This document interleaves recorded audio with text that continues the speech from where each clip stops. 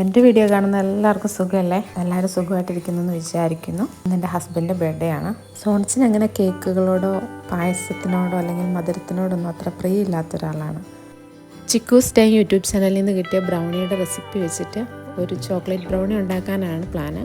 Square mould ഇല്ല, പകരം ഞാൻ ഉപയോഗിക്കുന്ന റൗണ്ട് മോൾഡാണ്.